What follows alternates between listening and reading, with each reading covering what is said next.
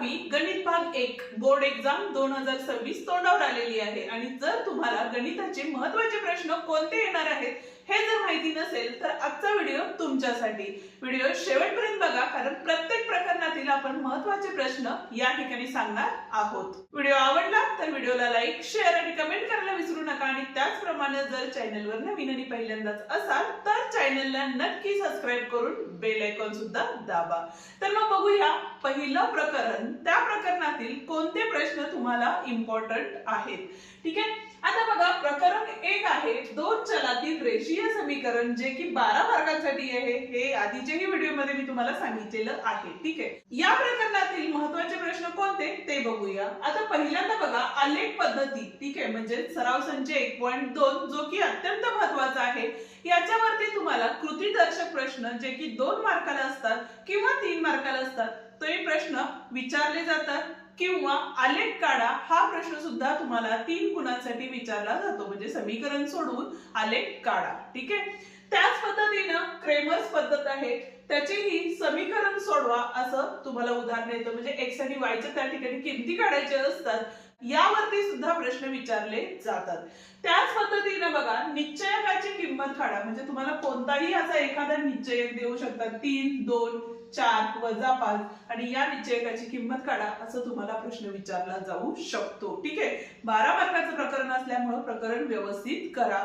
आणि शेवटची आणि अत्यंत महत्त्वाची गोष्ट ती म्हणजे शाब्दिक उदाहरणे, आणि शाब्दिक उदाहरणांवरती तुम्हाला 4 गुणांचे किंवा 3 गुणांचे प्रश्न विचारले जाऊ शकतात। आता शाब्दिक उदाहरणे कशातील करायचे, तर आपला जो सराव संच आहे त्यातील जी तुम्हाला अवघड वाटणारी गणित आहेत, म्हणजे सगळेच गणित तुम्हाला सोडवायची आहेतच, पण त्यातल्या त्यात जे स्टार वाले प्रश्न असतात तेही एकदा सोडवून घ्या आणि त्याचप्रमाणे संकीर्ण मधलेही शाब्दिक उदाहरणे सर्व सोडवून घ्या, जेणेकरून तुम्हाला शाब्दिक उदाहरणे अवघड जाणार नाहीत, म्हणजे 3 किंवा 4 मार्काचे प्रश्न अवघड जाणार नाहीत। ठीक आहे, आता बघूया पुढचं प्रकरण। आता प्रकरण 2 मध्ये म्हणजेच वर्ग समीकरण हे प्रकरण सुद्धा तुम्हाला 12 गुणांसाठी विचारलेले प्रकरण असते, बरोबर आहे। मग त्यामध्ये तुम्हाला काय काय करायचंय बघा, तर पहिली जी पद्धत आहे अवयव पद्धती, त्याच्यावरती एखादं तरी उदाहरण तुम्हाला विचारलंच जातं, त्यामुळं अवयव पद्धती व्यवस्थितच करायची आहे।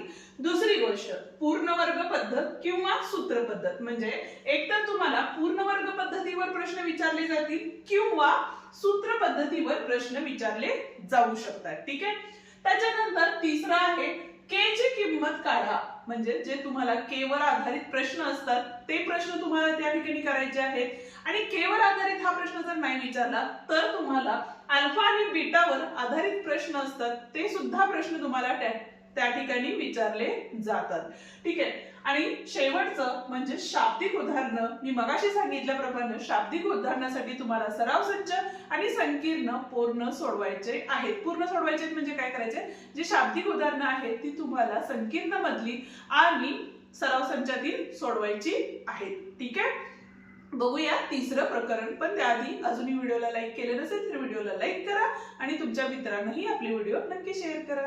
पुढचेच म्हणजे तिसरे प्रकरण आहे आपले अंकगणिती श्रेणी, जे की 8 मार्कांसाठी विचारले जाते। आता त्यातील कोणते महत्त्वाचे प्रश्न आहेत तर बघा आपल्याला या पद्धतीचे प्रश्न विचारले जाऊ शकतात, जसे की अंकगणिती श्रेणीचे 27वे पद काढा। आता इथे मी उदाहरण घेतलेले आहे, यामध्ये तुम्हाला कोणते दुसरेही पद काढायला लागू शकतात आणि तुम्हाला अंकगणिती श्रेणी यामध्ये दिलेली असते, म्हणजे अंकगणिती श्रेणी देतात आणि त्याच्यावरून तुम्हाला कोणतेही पद काढायला सांगतात, या पद्धतीचा प्रश्न पडतोच।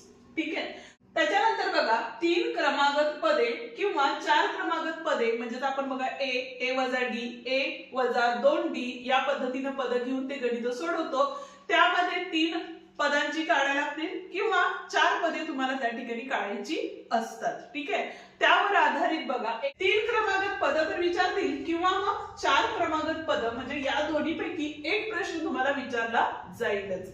त्याच्यानंतर तिसरा प्रश्न आहे, त्यामध्ये तुम्हाला 1 ते 1000 संख्या दिलेल्या आहेत आणि त्या संख्यांची बेरीज किती असेल असा प्रश्न असू शकतो, किंवा तुम्हाला 1 ते 350 मधील सर्व समसंख्यांची बेरीज किती असं असू शकेल, किंवा विषम संख्यांची बेरीज असू शकेल, किंवा 4 ने भाग जाणाऱ्या संख्यांची बेरीज असू शकेल, किंवा 4 ने 5 ने भाग जाणाऱ्या संख्यांची बेरीज असू शकते. म्हणजे हा जो प्रश्न आहे म्हणजे एसएनचं जे सूत्र आहे त्यावर आधारित ही तुम्हाला प्रश्न विचारला जातोच. ठीक आहे. आणि शेवटचं म्हणजे जे तिन्ही प्रकरणात असतं ते आहे आपले शाब्दिक उदाहरण. आणि तुम्हाला मी मगाशीच सांगितलं शाब्दिक उदाहरणासाठी तुम्हाला सराव संच आणि संकीर्ण व्यवस्थित करायचा आहे. ठीक आहे. आणि जर तुम्हाला हे सगळे प्रकरण बघायचे असतील तर ते आपण आपल्या चॅनल वरती अपलोड केलेले आहेत. ते तुम्ही आपल्या चॅनल वरती जाऊन बघू शकता किंवा त्याची लिंक खाली आपण डिस्क्रिप्शन मध्ये दिलेली आहे. ठीक आहे.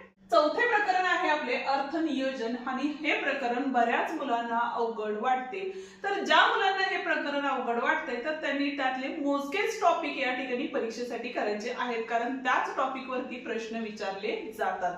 जसं की बघा आपले सीजीएसटीचा दर असू दे, एसजीएसटीचा दर असू दे किंवा जीएसटीचा दर असतो याच्यावर प्रश्न विचारला जातो. दुसरी गोष्ट दर्शनी किंमत म्हणजेच एफव्ही आणि बाजारभाव म्हणजेच एमव्ही या दोघांच्यावर आधारित ही प्रश्न विचारले जातातच. म्हणजेच हे इम्पॉर्टंट आहे. ठीक आहे. म्हणजे आतापर्यंत जेवढं सांगितलं ते सगळं इम्पॉर्टंट आहे.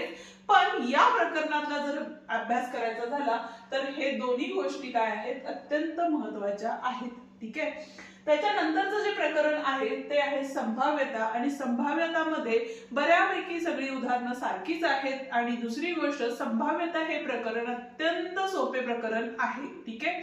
आणि हे जर प्रकरण तुम्ही व्यवस्थितरित्या केला तर तुम्हाला इथे 8 पैकी 8 मार्क मिळणारच आहेत. ठीक आहे. त्यामुळं यातील सर्व सराव संच आणि संकीर्ण व्यवस्थित करा. ठीक आहे. आणि जर तुम्हाला हे प्रकरण समजलं नसेल तर याचेही व्हिडिओ आपण आपल्या चॅनल वरती अपलोड केलेले आहेत. ते तुम्ही बघू शकता.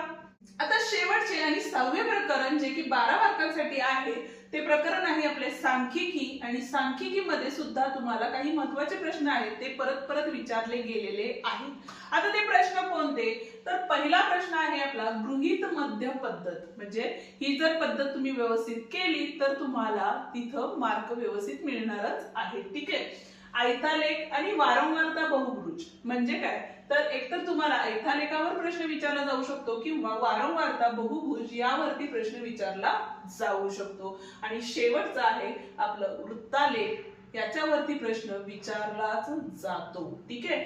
त्यामुळं आता जे आपण बघितलेले आहे ते टॉपिक व्यवस्थित केला तर तुम्हाला चांगले मार्क्स मिळू शकतातच. आणि जर तुम्हाला अजून चांगले मार्क्स मिळवायचे असतील तर तुम्हाला सोडवलेली उदाहरणं पुस्तकातील त्याचप्रमाणे शाब्दिक उदाहरणे आणि दुसरी गोष्ट संकीर्ण मध्ये जे हार्ड प्रश्न असतात किंवा संकीर्ण अक्का सोडवला तरी काही हरकत नाहीये.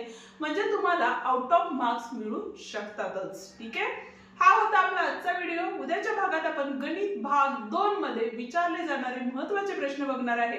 त्यामुळं अजूनही चॅनलला सबस्क्राईब केलं नसेल तर चॅनलला सबस्क्राईब करून बेल आयकॉन दाबा जेणेकरून आपल्या अशाच नवनवीन व्हिडिओची नोटिफिकेशन तुम्हाला लवकरात लवकर मिळेल. त्याचप्रमाणे जर तुम्हाला इयत्ता 10वीचे बाकीचे प्रकरण बघायचे असतील तर त्याची लिंक खाली डिस्क्रिप्शन मध्ये दिलेली आहे ती तुम्ही बघू शकता. धन्यवाद.